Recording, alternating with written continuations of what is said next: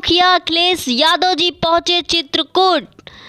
धार्मिक नगरी चित्रकूट में समाजवादी पार्टी का 3 दिवसीय प्रशिक्षण शिविर चल रहा है, जिसमें शिरकत करने आए अखिलेश यादव ने तेलंगाना हवाई पट्टी में मीडिया से मुलाकात किया और कहा कि चित्रकूट आने का उनको कई बार अवसर मिला है। उन्होंने हवाई पट्टी से ही अपनी सरकार की योजनाओं को गिनना शुरू कर दिया और कहा कि ये हवाई पट्टी नेताजी की देन है और वह और खुद कई योजनाओं की शुरुआत करने यहां आए हुए थे। उन्होंने अपनी सरकार के समय में दिए गए लक्ष्मण पहाड़ी के रोपवे को लेकर भी भाजपा सरकार को घेरा और कहा कि रोपवे का कलर लाल था लेकिन अब भगवा है। भाजपा सभी कामों को अपना बता देती है और उद्घाटन कर लेती है। उन्होंने बाबा की ठोकों की नीति की आलोचना करते हुए कहा कि वह से जब चले तो अखबार नहीं देखा, लेकिन लखनऊ के लोग जब उजागर होंगे और अखबार देखा होगा तो कोई भी अपराधी कहीं भी किसी को मार देगा, कोई सुरक्षित नहीं है। उन्होंने किसान कानून को लेकर भी अपना विरोध जताया और कहा कि समाजवादी पार्टी किसान कानूनों का विरोध करती है और इसे किसानों का डेथ वारंट बताया है। उन्होंने महंगाई को लेकर भी सरकार को घेरा और कहा डीजल के रेट बढ़ गए हैं, बिजली के दाम बढ़ा दिए गए हैं, पेट्रोल एलपीजी गैस सबकी महंगाई बढ़ा दी गई है। आपको बता दें कि पूर्व मुख्यमंत्री ने कहा कि सपा की सरकार आने पर युवाओं को रोजगार दिए जाएंगे। कहा कि कांस्टेबलों को जो गाड़ियां मिलती थी उनको भी छीन लिया गया है।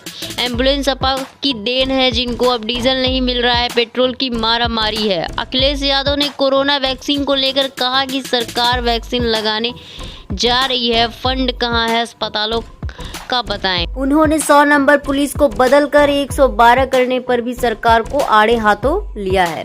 पूर्व मुख्यमंत्री ने बदायूं की घटना को लेकर कहा कि बदायूं में जो हुआ है उससे हम सबके सिर शर्म से झुक जाता है। भारत के लोग धर्म परंपरा को सदियों से मानते चले आ रहे हैं और मंदिर में ऐसा घिनौना कांड हुआ है, उसकी कोई कल्पना नहीं कर सकता था। अगर मेडिकल रिपोर्ट न देखी होती तो किसी ने तो अब तक पुलिस ने कहानी कुछ और ही बना दी होती। रिपोर्ट विनोद पांडे जी। बदायूं में हुआ है, हमारा सबका सर शर्म से झुक जाता है।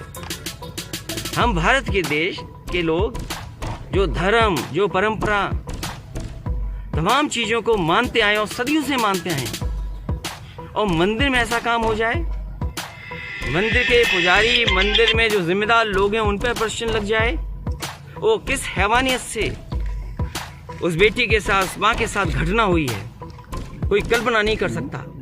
अगर मेडिकल रिपोर्ट न देखी होती किसी ने, अब तक तो पुलिस ने कहानी कुछ और बना दी होती। पार्टी झूठों की पार्टी है। भारतीय जनता पार्टी से बड़ा झूठ कोई नहीं बोल सकता।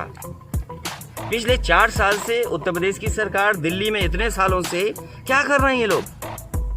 क्यों जात के खिलाफ या एक जाति के खिलाफ या जातियों के बीच में क्यों नफरत फैलाते हो? अगर आप कुछ देना चाहते हो, आप तो आरक्षण के खिलाफ थे। हम समाजवादी लोग कहते हैं कि सभी जातियों को गिन लिया जाए और गिन करके आबादी के हिसाब से हक और सम्मान दे दिया जाए। क्या भारतीय जनता जहाँ नया कानून है, समाजवादी पार्टी उस कानूनों का विरोध कर। अपने विचार कमेंट बॉक्स में जरूर बताएं। अपने स्पाई न्यूज चैनल को सब्सक्राइब करना न भूलें।